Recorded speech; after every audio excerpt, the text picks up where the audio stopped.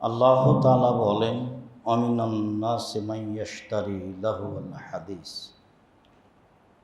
কিছু মানুষ খেল তামাশা, বাদ্যযন্ত্র, খেলাধুলা ক্রয় করে মানুষকে ভুল পথে নিয়ে যাওয়ার জন্য। অজ্ঞতাবশত এটাকে তারা ঠাট্টা বিদ্রূপ হিসাবে গ্রহণ করে। তারা এমন মানুষ যাদের জন্য রয়েছে অপমানজনক শাস্তি। আল্লাহ তাআলা অত্র আয়াতে কয়েকটা জিনিস ঘোষণা করেছেন। তার একটা হলো, এক শ্রেণীর মানুষ গান বাজনা, বাদ্যযন্ত্র, খেলতামাশার ব্যবস্থা করেছে, করবে। তার লক্ষ্য উদ্দেশ্য হচ্ছে মানুষকে আল্লাহর পথ থেকে বিরত রাখা। খেলতামাশার লক্ষ্যই হচ্ছে মানুষকে হক পথ থেকে চ্যুত করা, ভুল পথে নিয়ে যাওয়া। আরেকটা হচ্ছে, এইটা হয় জ্ঞান শূন্য যখন মানুষ হয় তখন, যখন মানুষ তার বিবেচনা দিয়ে কাজ করতে পারে না, তখনই মানুষ খেলতামাশার পিছনে পড়ে। এতে তাদের লক্ষ্য উদ্দেশ্য থাকে ঠাট্টা বিদ্রূপ, মৌলিক কিছু থাকে না। অপমানজনক শাস্তি। সম্মানিত দিনী ভাই বোন, কোরআন মাজিদে জায়গায় জায়গায় আল্লাহ তাআলা বলেছেন, লাহুম আযাবুন শাদীদ, তাদের জন্য রয়েছে কঠিন শাস্তি। কোনো জায়গায় রয়েছে ওয়ালাহুম আযাবুন আযীম, তাদের জন্য রয়েছে বড় শাস্তি। কোনো জায়গায় রয়েছে ওয়ালাহুম আযাবুন আলীম, তাদের জন্য রয়েছে কষ্টদায়ক শাস্তি। আর এখানে রয়েছে আযাবুন মুহিন, অপমানজনক শাস্তি। তো কঠিন শাস্তি, বড় শাস্তি, কষ্টদায়ক শাস্তি আর অপমানজনক শাস্তির পার্থক্য কি? জুতা দিয়ে পিটালেও পিটা হয়, আর মাটিতে থুথু ফেলে জিহ্বা দিয়ে চেটে নিতে বললেও শাস্তি হয়। ওটাও শাস্তি, এটাও শাস্তি।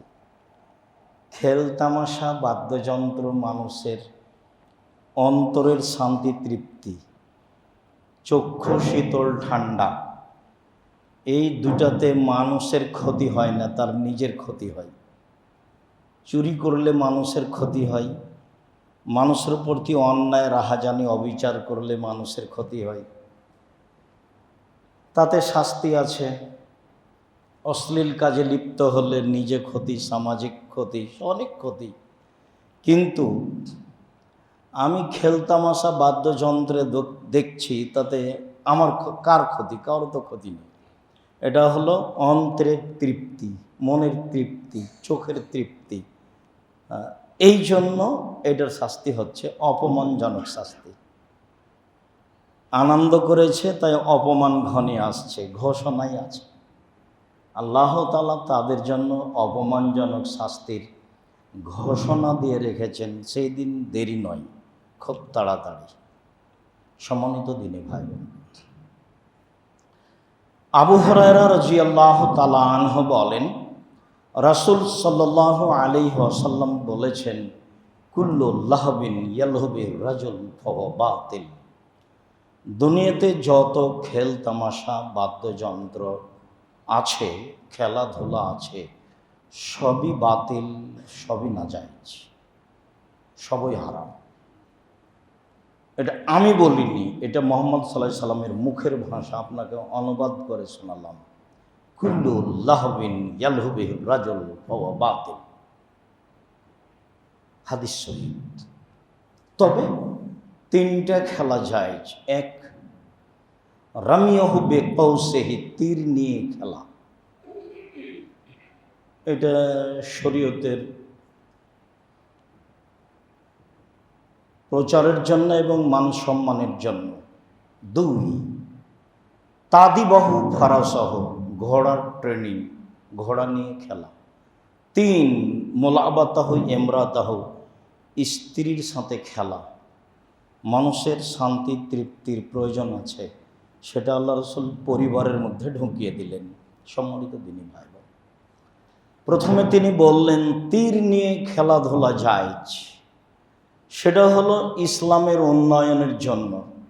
যদি মুসলমানকে কোনোদিন কারো সাথে মোকাবেলা করা লাগে দিন ধর্ম টিকিয়ে রাখার জন্য, তখন তাদের যদি প্রশিক্ষণ ব্যবস্থা না থাকে তাহলে তারা কিভাবে মোকাবেলা করবে। মর্মে বুখারী মুসলিমের হাদিসে এসেছে, সাহাবীগণ মসজিদে তীর খেলার ট্রেনিং দিতেন, খেলাধুলা করতেন।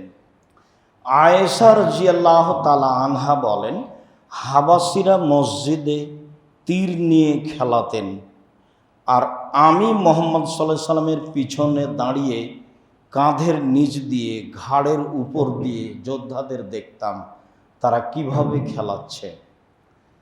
আপনারাও অবাক হবেন, তিনি নিজেই বলছেন যে আসলে কম বয়সের মেয়েরা খেলা দেখতে কত আগ্রহী হতে পারে। কি দিয়ে বুঝায় আপনাকে? তিনি বলতে চাইলেন, যতক্ষণ পর্যন্ত আমি পিছন দিকে দাঁড়িয়ে খেলা দেখতে থাকলাম ততক্ষণ পর্যন্ত তিনি বিরক্ত হলেন না। আমাদের ভাষায় তিনি একবারও বললেন না হয়েছে, আর কতক্ষণ দেখবা, হয়েছে, দেখা শেষ হয়নি, কত দেখতে চাও, হলো যাও, এই যে এটাই। লম্বা সময় ধরে আমি থাকলাম পিছনে দাঁড়িয়ে। কম বয়সের মেয়েরা কতই না থাকতে পারে, কেনা জানে না। তো আমি তো কম বয়সের মেয়ে, লম্বা সময় ধরে দাঁড়িয়ে থাকলাম, তিনি একবার বিরক্তিবোধ প্রকাশ করলেন না। স্ত্রীর ভালোবাসার সাথে থাকতে হয়।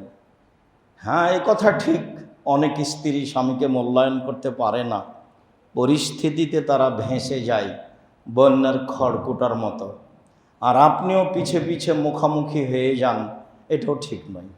তাকে আপনার পক্ষ থেকে লম্বা দীর্ঘ ভালোবাসা থাকবে, এ কথাই ঠিক। বুখারী মুসলিমের হাদিসে এসেছে, রাসূল সাল্লাল্লাহু আলাইহি ওয়াসাল্লাম বলেছেন যে তীর প্রশিক্ষণই হচ্ছে শক্তি, তীর প্রশিক্ষণে হচ্ছে শক্তি, তীর প্রশিক্ষণ হচ্ছে শক্তি। বুখারী মুসলিম। ঘোড়ার প্রশিক্ষণ তখন সেটাই ছিল মাধ্যম, সেই জন্য তা নিয়ে খেলা, তার প্রশিক্ষণ জায়েজ। 3, পারিবারিক বিষয়। পারিবারিক বিষয়ে মাঝে মধ্যে এইভাবে কথা গল্প হওয়া ভালো। আয়েশা রাদিয়াল্লাহু তাআলা আনহা বলেন, একদা সফরে আমি মুহাম্মদ সাল্লাল্লাহু আলাইহি সাল্লামের সাথে দৌড়ের প্রতিযোগিতা করলাম। তাতে আমি জয়ী হলাম, তিনি পরাজয় হলেন। অনেক দিন পরে আবারও আমাদের মাঝে দৌড়ের প্রতিযোগিতা হলো, তাতে আমি পরাজয় হলাম, তিনি জয়ী হলেন।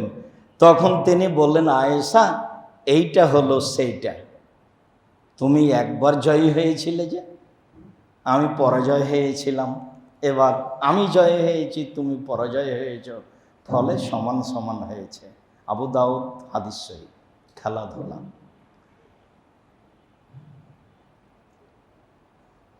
আব্দুল্লাহ ইবনে দিনার বলেন, কুনতু মা আব্দুল্লাহ ইবনে উমর মাররা বিইমরাতিন ওয়া হিয়া তুগান্নি ফাকালা ইন্না শাইতানা লাউ তারাকা আহাদান লা তারাকা হাজি।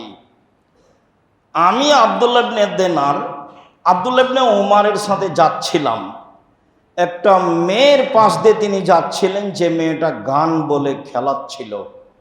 তখন আব্দুল্লাহ ইবনে উমর বললেন, শয়তান যদি কাউকে ছাড়তো শয়তান বলে, তাহলে একে শয়তান ছেড়ে দিত, এ শয়তানি কাজ করছে। খেলাধুলা শয়তানের কাজ, খেলাধুলা ভালো নয়। আবু দারদা রাদিয়াল্লাহু তাআলা আনহু বলেন, রাসূল সাল্লাল্লাহু আলাইহি ওয়াসাল্লাম বলেছেন, আল আশরাতু শাররুন, খেলাধুলা খারাপ, গান বাজনা খেলতামাশা অনিষ্ট, খারাপ, পাপের কাজ, ঘৃণিত কাজ। আনাস ইবনে মালিক রাদিয়াল্লাহু তাআলা আনহু বলেন, রাসূল সাল্লাল্লাহু আলাইহি সাল্লাম বলেছেন, লাস্তু মিন দাদিন ওয়ালা দাদু মিন বিশাইইন, আমি খেলাধুলার অন্তর্ভুক্ত নই। খেলাধুলার সাথে আমি মুহাম্মদ সাল্লাল্লাহু আলাইহি সাল্লাম আমার কোনো সম্পর্ক নেই। আমি খেলাধুলা পছন্দ করি না, খেলাধুলার সাথে আমার কোনো সম্পর্ক নেই।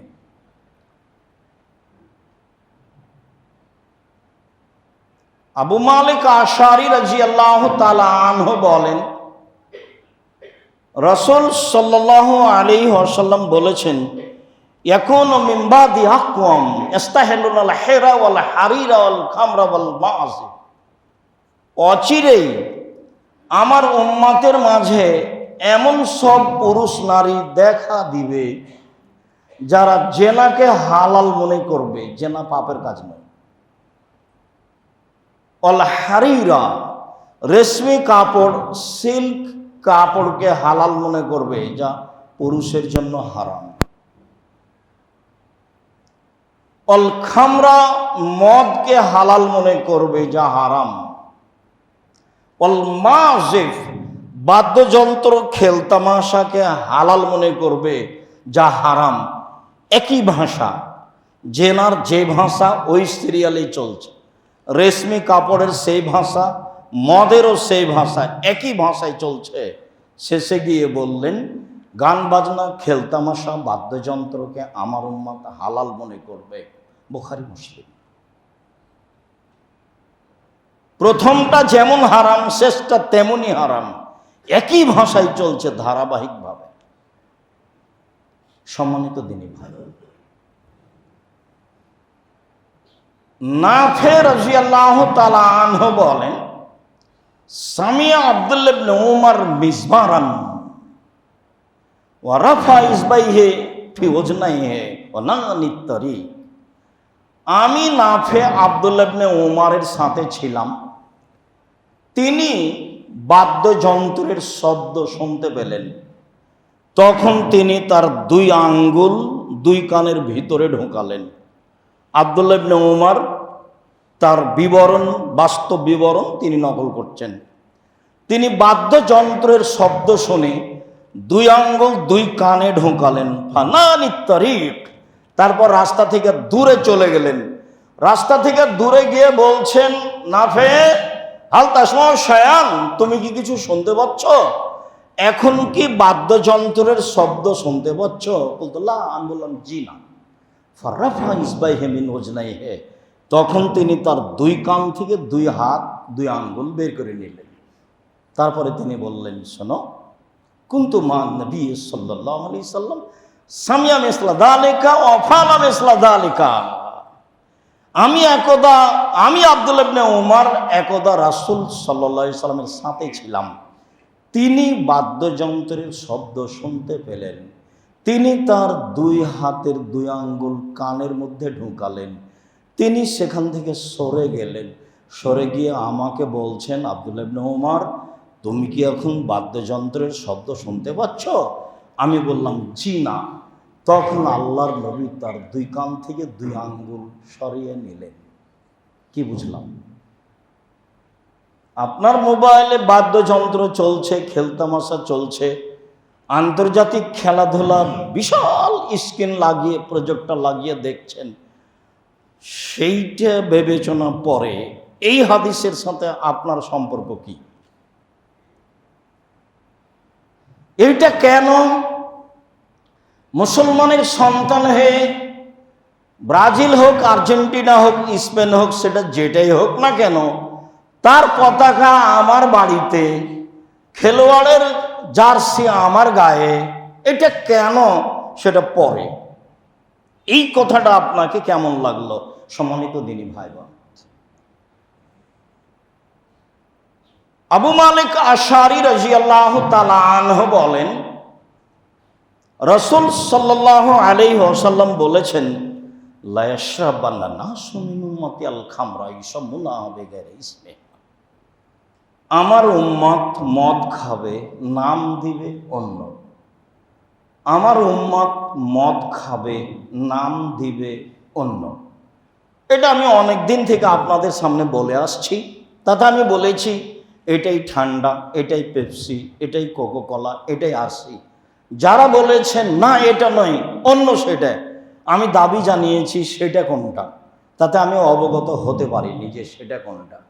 কেউ যদি বলে এটা ইয়াবা, তো ওটা নয়, কেন সবাই বলে মদ হলো ইয়াবা। কেউ যদি বলে সেটা হিরোইন, তো এটা ঠিক নয়, কেননা ওটা সবাই বলে যে মদ। কেউ যদি বলে গাঁজা, তাহলে ওটা ঠিক নয়, কেননা সবাই বলে সেটা মদ। কিন্তু আল্লাহর নবী মুহাম্মদ সাল্লাল্লাহু আলাইহি ওয়াসাল্লাম বলছেন আমার উম্মত মদ খাবে, নাম দিবে অন্য। সেটা কোনটা? হাদিস তো বুখারী মুসলিম। পরের বাক্যে তিনি বলছেন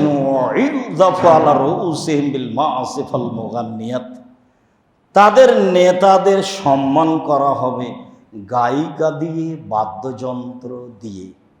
এটা হলো মূল কথা, হাদিস বুখারী মুসলিম। তাদের নেতাদের, দায়িত্বশীলদের সম্মান করা হবে গায়িকা দিয়ে, ছাত্রী দিয়ে, বাদ্যযন্ত্র দিয়ে।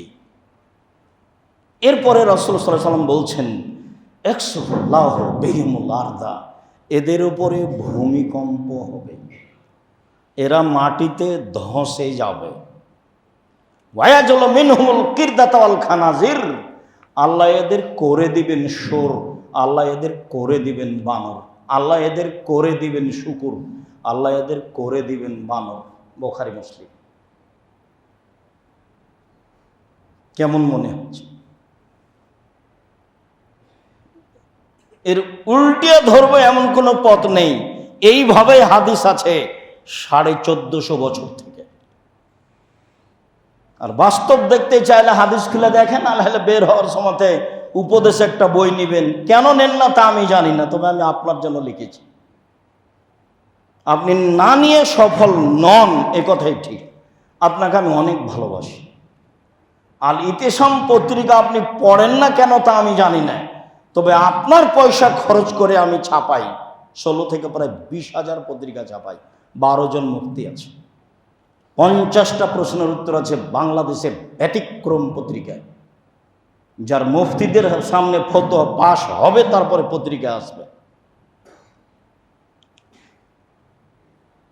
আপনার এইসব বই পুস্তকের সাথে ভালোবাসা থাকা দরকার। দেখুন উপদেশ বইয়ে আছে গান বাজনা, বাদ্যযন্ত্র, গান বাজনা, একটা হেডলাইন আছে। সম্মানিত দিনী ভাই বোন, আব্দুল্লাহ ইবনে আব্বাস রাদিয়াল্লাহু তাআলা আনহু বলেন রাসূল সাল্লাল্লাহু আলাইহি সাল্লাম বলেছেন লা ইউবাইয়াতান্না কওমিন মিন উম্মতি আলা তামিন ওয়া শারাবিন ওয়া লাহাবিন, আমার উম্মতের বহু মানুষ রাত অতিবাহিত করবে খেল তামাশা, বাদ্যযন্ত্র, গান বাজনা, মদ তারি, গায়িকা নিয়ে। ফায়াসবাহু, তারা সকাল করবে খাশাহুমুল্লাহু কিরদাতান খানাজিরা ওয়া জাল্লাহুমুল্লাহু কিরদাতান খানাজিরা, আল্লাহ তাদের করে দিবেন শোর, আল্লাহ তাদের করে দিবেন বানর। তারা হয়ে যাবে শোর, তারা হয়ে যাবে বানর, তারা হয়ে যাবে শূকর, তারা হয়ে যাবে বানর। হাদিস তো বুখারী মুসলিম।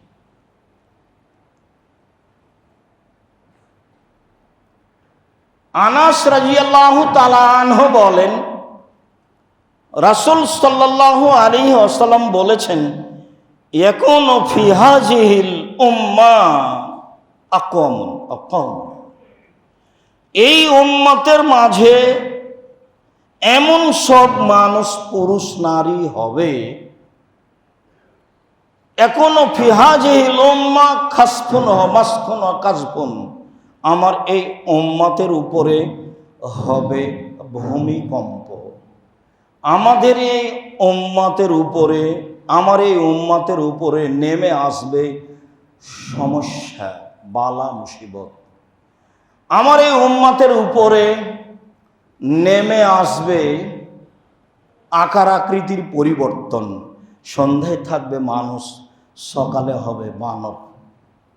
সন্ধ্যায় থাকবে মানুষ, সকালে হবে শুকুর, শোর। কেন? ওয়াদালিকা, এটা এই জন্য যে অশারিবুল খমুরা, এরা নেশাদার দ্রব্য পান করবে এই জন্য। 2, জাহারাতিল কায়নাত, এদের বাড়িতে মেয়েরা নাচবে এজন্য। 3, জারাববিল মাজেফ, এরা খেলতামাশা বাদ্যযন্ত্রে মত্ত হবে এই জন্য। খেলতামাশা বাদ্যযন্ত্রে যখন এরা মত্ত হবে, তখন এরা সন্ধ্যায় থাকবে মানুষ, সকালে হবে শুকুর, সকালে হবে বানর। একটু রাসূল সাল্লাল্লাহু আলাইহি সাল্লাম কেন বললেন না হয়ে যাবে কুকুর শ্রীগাল, হয়ে যাবে সাপ ব্যাং? এ কথা বললেন না কেন?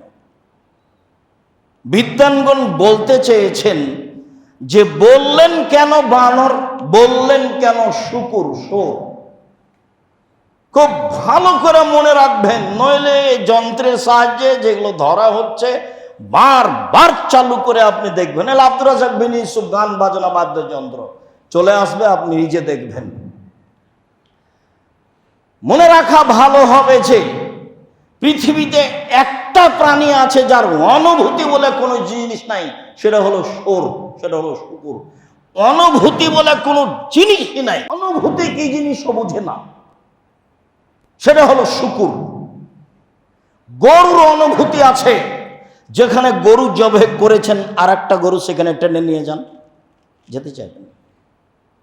গোবরের কারণে ঘাস উঁচু হয়েছে, আপনারা পল্লীর ব্যাপার বুঝেন কি না আমি জানি না, তো ওই উঁচু ঘাস গরুতে খাবে না, নিচে গোবর আছে, তার মানে তার অনুভূতি কাজ করে।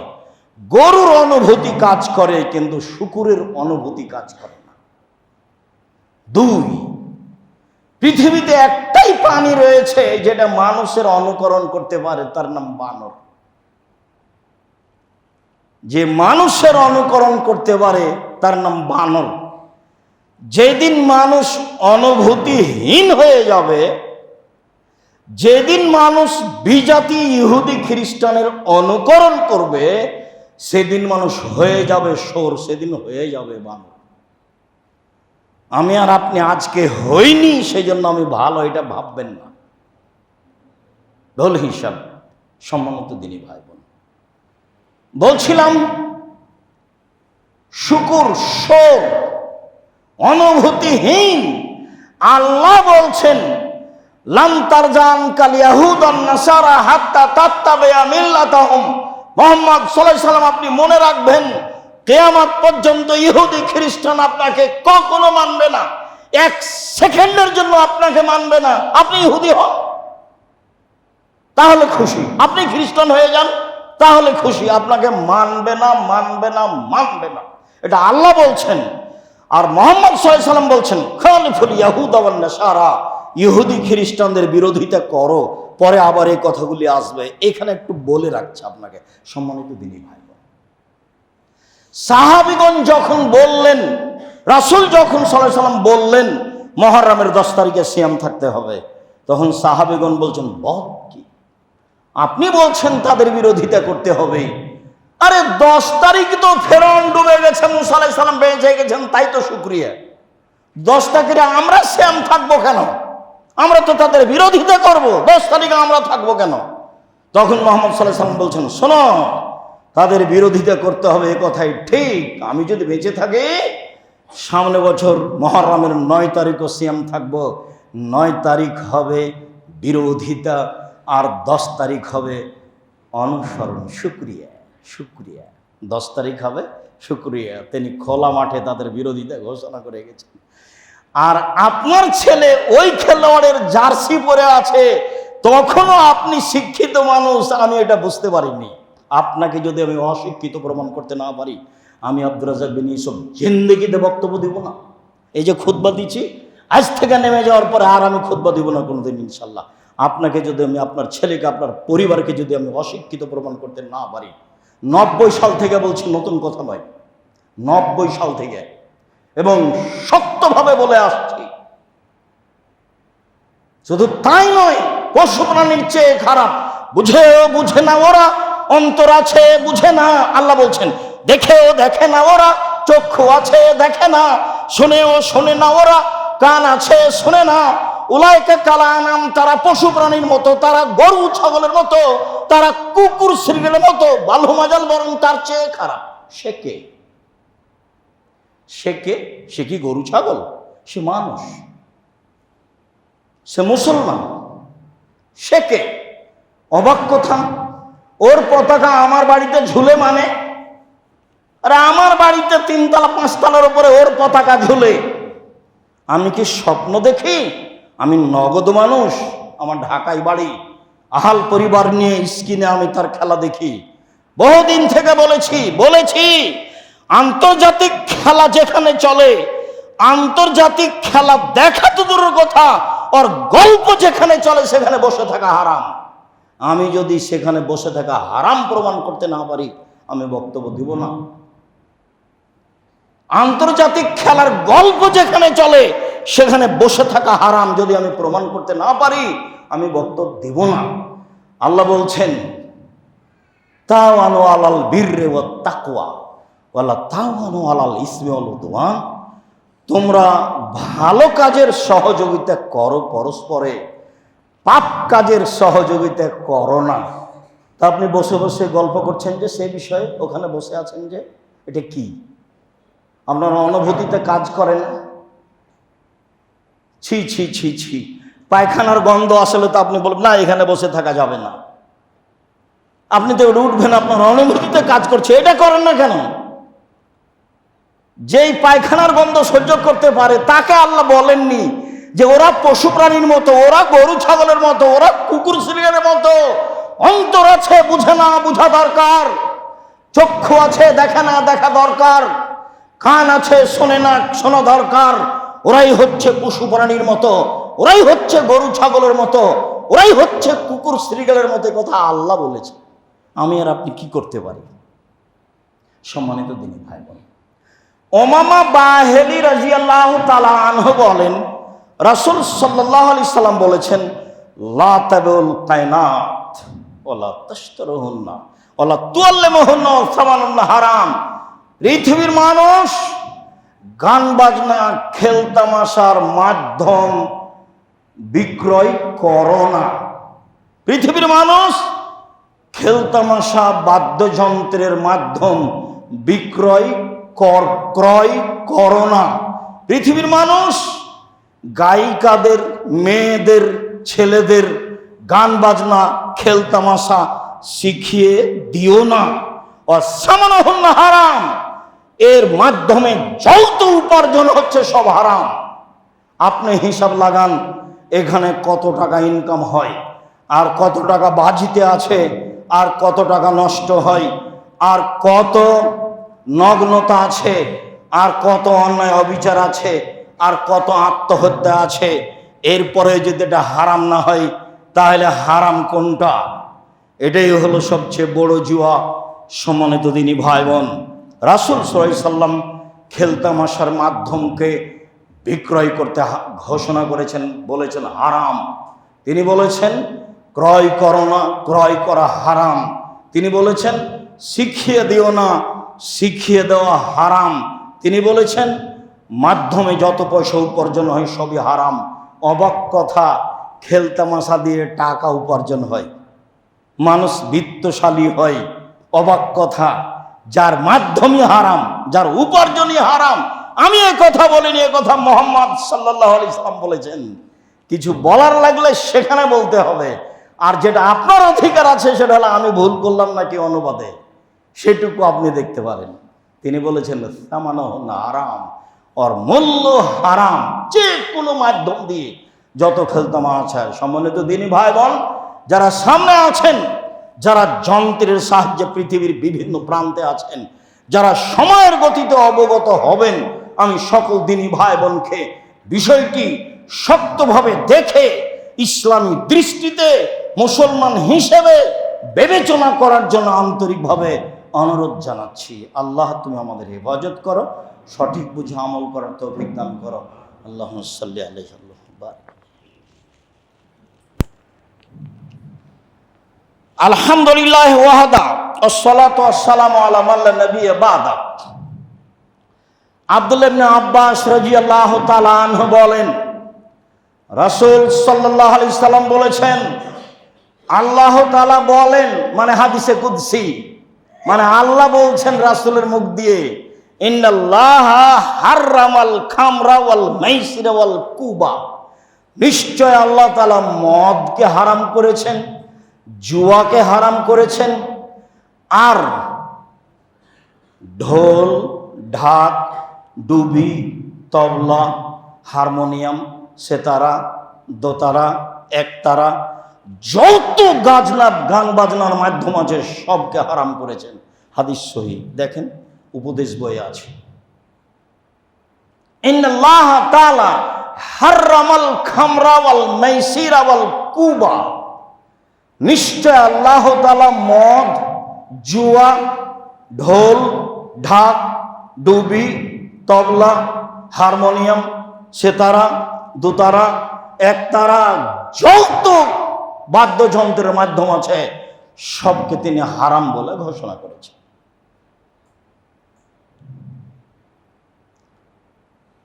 আবু সাঈদ খুদরি রাদিয়াল্লাহু তাআলা আনহু বলেন, রাসূল সাল্লাল্লাহু আলাইহি ওয়াসাল্লাম বলেছেন,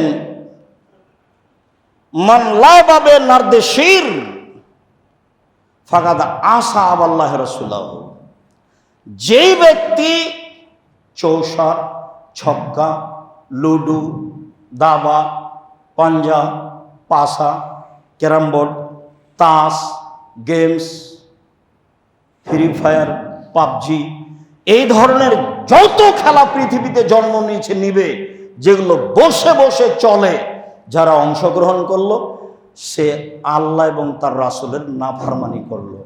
হাদিস মুসলিম।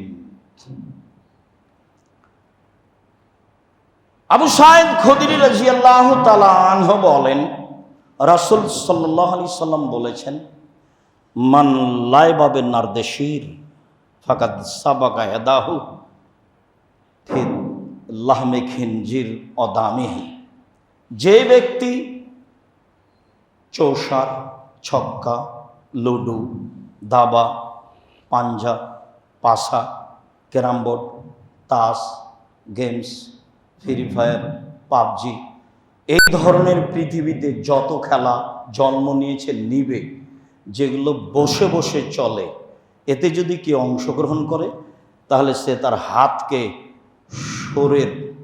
শুকুরের রক্তের মধ্যে ডুবিয়ে দিল। আমি অনুবাদ করলাম,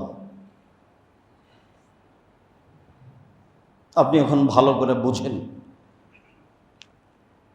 রাসূল সাল্লাল্লাহু আলাইহি সাল্লাম বললেন, যেগুলো বসে বসে চলে, যত গুঠি দাবা আছে, যত খেলা আছে, এগুলো জন্ম নিচ্ছে। প্রত্যেক এইসব খেলাতে যখন হার জিত আছে তখন সেটা হারাম, আর যখন হার জিত নেই, শরীর চর্চা আছে, তখন সেটা চলে। আর যেগুলো বসে বসে খেলা হয়, শরীর চর্চা নেই, তখন সেটা একেবারেই হারাম। বসে বসে চলে, শরীর চর্চা নেই, হার জিত নেই, তখন সেটা হারাম। বসে বসে চলে, সালাত থেকে বিরত থাকে, অপ্রয়োজনীয় কথা বলে, শরীর চর্চা নেই, হার জিত নেই, সেটা হারাম। সেটা হলো শুকুরের শরীর রক্তের মধ্যে হাত ডুবানো। আর যেটাতে শরীর চর্চা আছে, হার জিত নেই, টাকার ক্ষতি নেই, তখন চলে সেটা। পাড়ার ছেলেরা খেলাধুলা করতেই পারে, যেখানে শরীর চর্চা আছে, সেখানে মনের শান্তি তৃপ্তি আছে, সেগুলোতে অংশগ্রহণ করতে পারে।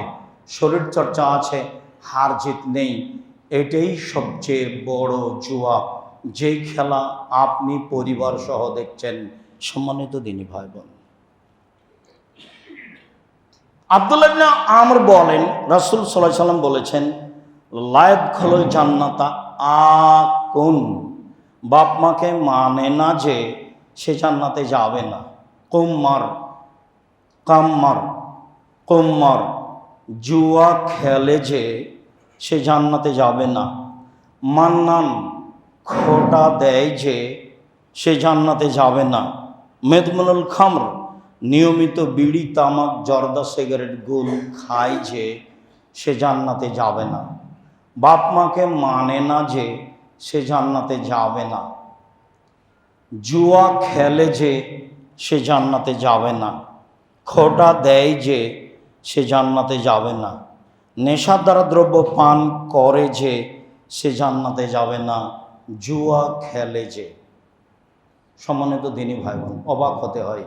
অবাক থেকে অবাক যে, এক অবাক খেলা জুয়া খেলেইনি। কেউ যদি কাউকে বলে, আল্লাহ রসুল বলছেন, মান কানা লি সাহিবিহি তালুকা মেরুকা ফালিয়াতাসাদ্দাক। কেউ যদি তার বন্ধু, দোষ বন্ধুকে বলে, দোষ বন্ধু আসো একটু জুয়া খেলি, খেলেইনি, খালি বলেছে খেলি, তাহলে তাকে কাফারা দিতে হবে। হাদিস বুখারী মুসলিম।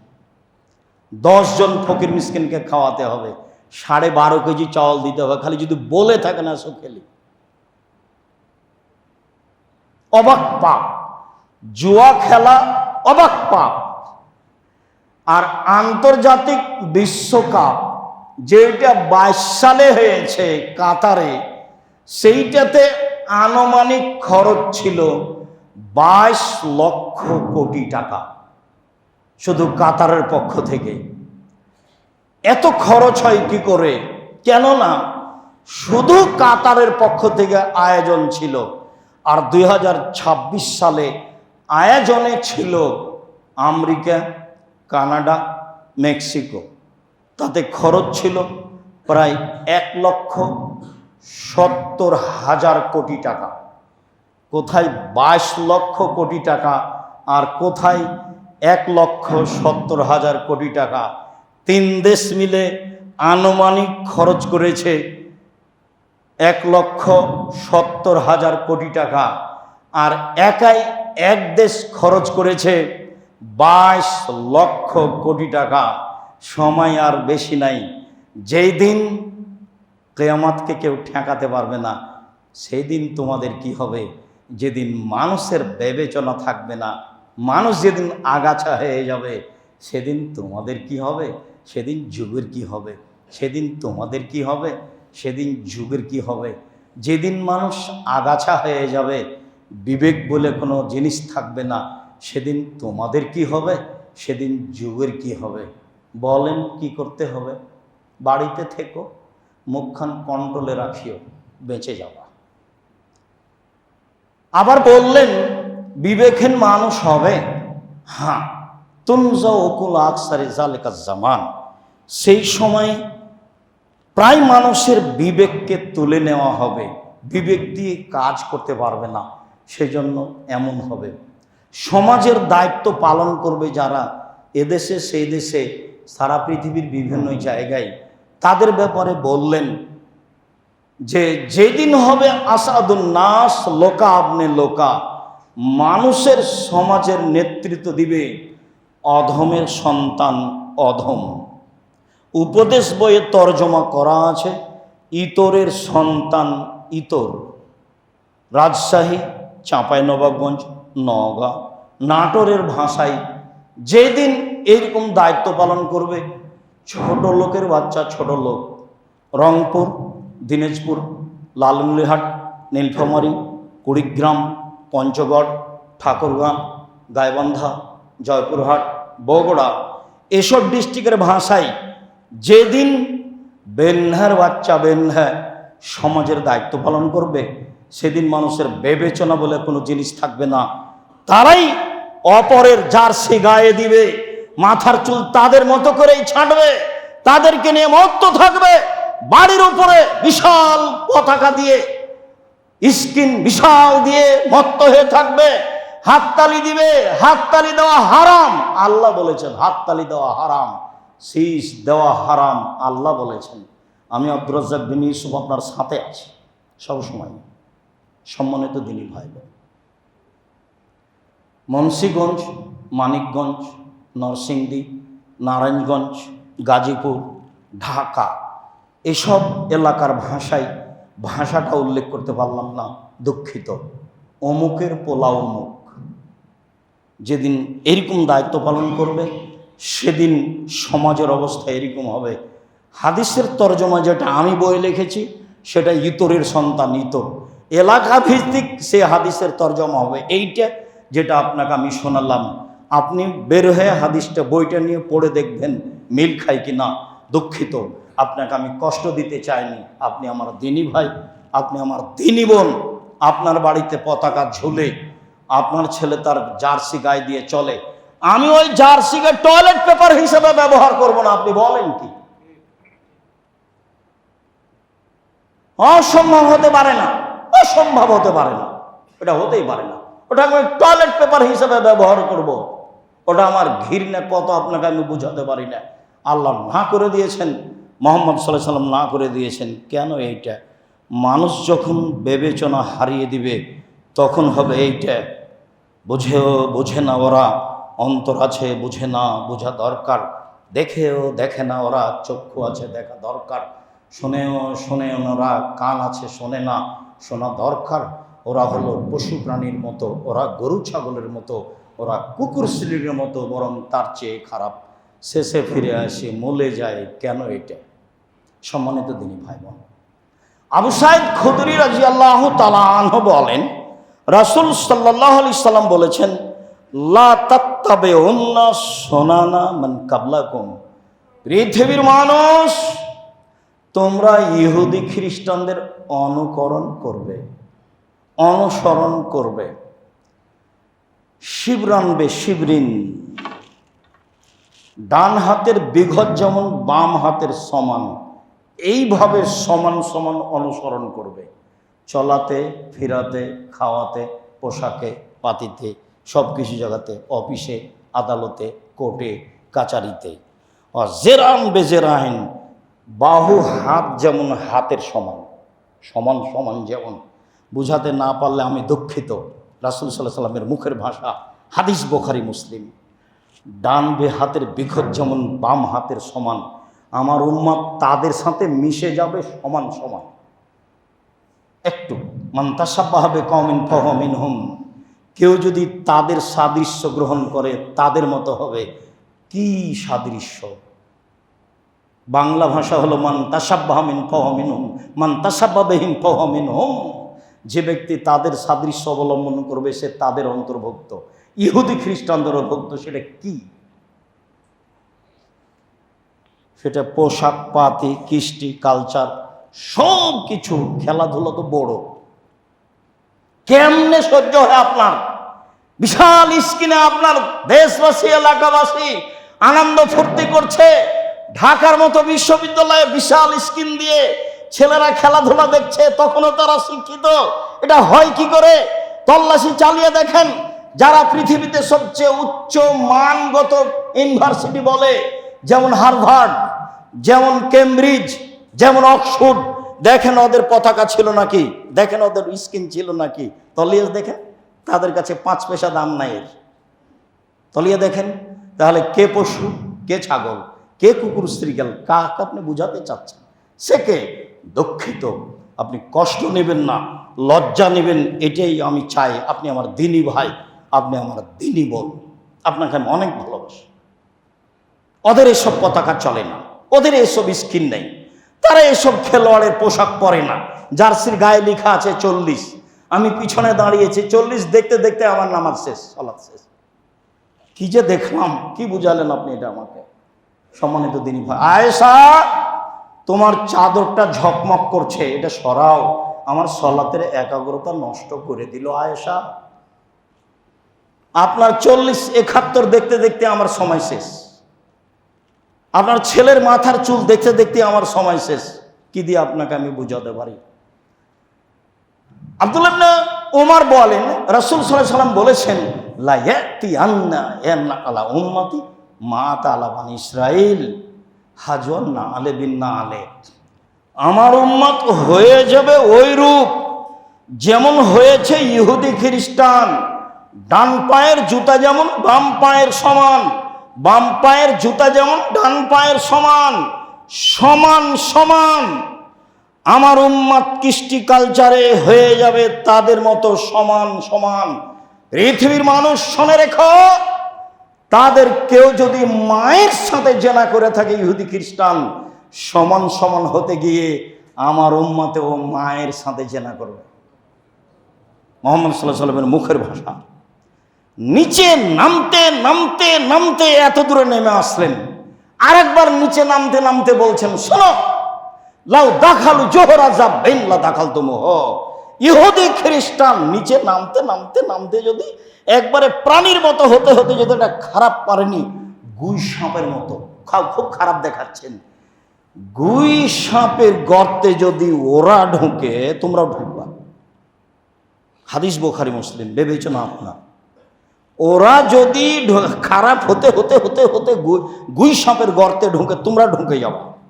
বুখারী মুসলিম। নিচে নামতে নামতে যদি ওরা মায়ের সাথে জেনা করে তোমরা করবা, তাহলে জার্সি তো বহু দূরে, আরো নিচে আছে। মুসলমান 22 লক্ষ কোটি টাকা মুসলিম দেশ। পল্লীর মানুষ এসে বলছে কিয়ামত কবে হবে? তখন বললেন 10-এর সম্পদ ধ্বংস করা হবে যখন।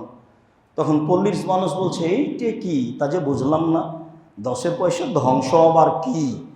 তখন বলছেন দায়িত্ব যখন অযোগ্য মানুষের হাতে তুলে দেওয়া হবে, চেয়ারম্যান, মেম্বার, এমপি, মন্ত্রী, ডিসি, এডিসি, জেল সুপার, যারা পৃথিবীতে যেখানে দায়িত্ব পালন করবে কেউ যোগ্য নয়, তখন হবে।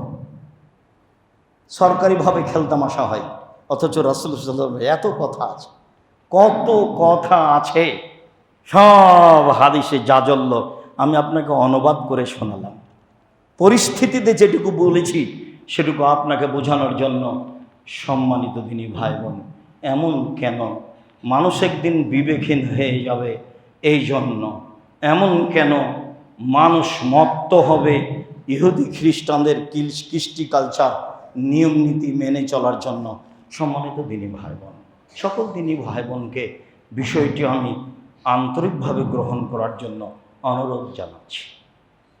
যার কোনো উপকার নেই, অবাক হলেও সত্য যে দুইটা কাজ আছে দুনিয়াতে মানুষ না করেই পাবে।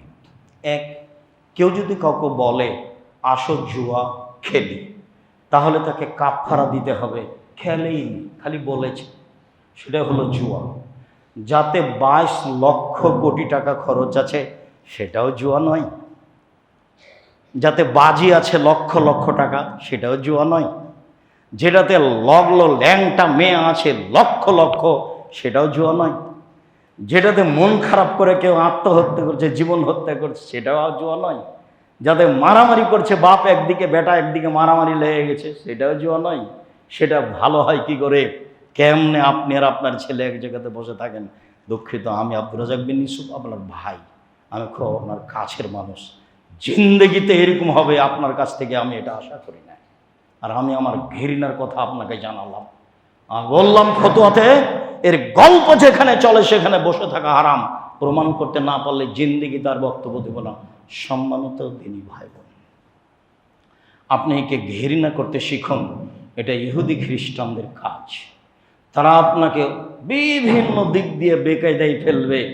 আমরা হয়ে যাব তাদের মতো, ডান হাতের বিঘত যেমন বাম হাতের সমান। আমরা হয়ে যাব তাদের মতো, ডান হাতের হাত যেমন বাম হাতের সমান। আমরা হয়ে যাব তাদের মতো, ডান পায়ের জুতা যেমন বাম পায়ের সমান। তারা যদি অন্যায় করতে করতে করতে করতে মায়ের সাথে জেনা করে, আমার উম্মতে তাই হবে, তাদের কৃষ্টি কালচার গ্রহণ করবে। তারা যদি খারাপ হতে হতে হতে হতে গুই সাপের গর্তে ঢোকে, আমার উম্মত ঢুকে যাবে, বিবেচনা করবে না। আমার বিশ্ববিদ্যালয়ে বড় স্ক্রিনে দেখা হয়, তাদের বিশ্ববিদ্যালয়ে দেখা হয় না। বিবেচনা আমি কোথায় রাখবো? নিজের কাছে রাখি, তাহলে সফল হতে পারবো, অপরের কাছে রাখলে সফল হতে পারবো না। আমি মানুষ, আমি পশু প্রাণী নই। আপনি মানুষ, আপনি পশু প্রাণী নন। আপনাকে পশু প্রাণীর মতো বলা হয়েছে, পশু প্রাণী বলা হয়নি।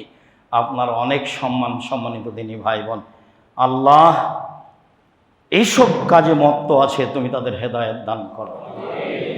আমি বলি যেটা আপনাকে আমি, আল্লাহ এই বক্তব্যকে জনগণকে বুঝে আমল করার তৌফিক দান করো।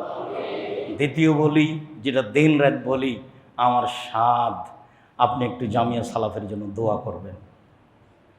জেনে না জেনে আমি আপনার উপরে খুশি থাকব যে আপনি জামিয়া সালাফিকে ভালোবাসেন। দেশের ব্যতিক্রম প্রতিষ্ঠান, কতদিন বললাম, যেখানে 5,000-এর বেশি ছেলে মেয়ে পড়ে, 300 জনের অধিক শিক্ষক শিক্ষিকা আছে।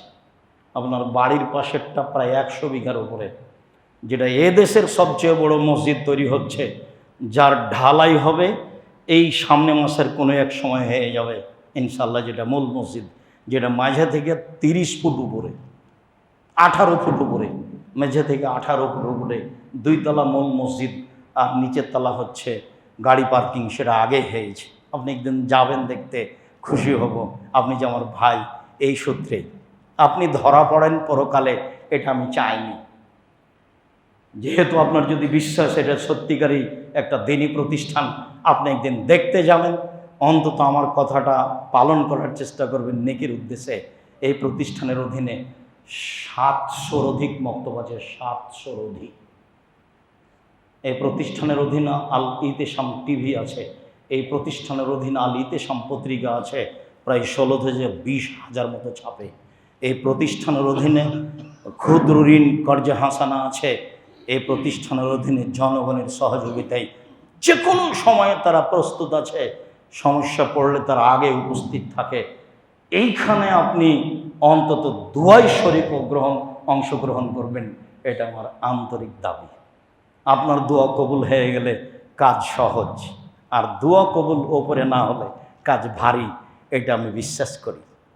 একটা প্রতিষ্ঠান যেখানে সৌদি আরব থেকে 5-7 বিদ্বান মদিনা বিশ্ববিদ্যালয়ে এসে এখানে দিন কাটায়, সময় কাটায়, বাচ্চাদেরকে শিখিয়ে দেয়, এটা একটা দেশের ব্যতিক্রম প্রতিষ্ঠান। আমি আপনার কাছে দোয়ার দরখাস্ত রাখি, মর্মে বলি, আপনি দোয়ায় অংশগ্রহণ করবেন। আল্লাহ তুমি জামিয়া সালাফে কবুল করো। আমার ভাই বোন এই মসজিদের সাথে যারা সম্পৃক্ত, যারা আরও দুনিয়া থেকে চলে গেছে, তুমি তাদের কবরের শাস্তি মাফ করো, তাদের কবরকে প্রশস্ত করো, তাদের কবরকে আলোকিত করো। আমরা মানুষ, আমাদের ভুল ত্রুটি থাকতেই পারে। খুতবার শেষে তোমার দরবারে জোরালো দাবি জানাচ্ছি, তুমি তাদেরকে মাফ করো। আমরা যারা অসুস্থ, বাড়িতে হাসপাতালে আছি, তুমি তাদের সেবা দান করো, তাদের আরোগ্য দাও। আমাদের দাবি তুমি পূর্ণ করো। আমাদের অর্থ সম্পদে বরকত, নিরাপত্তা দাও। আমাদের ছেলে মেয়েকে হেফাজতে নিরাপদে রাখো।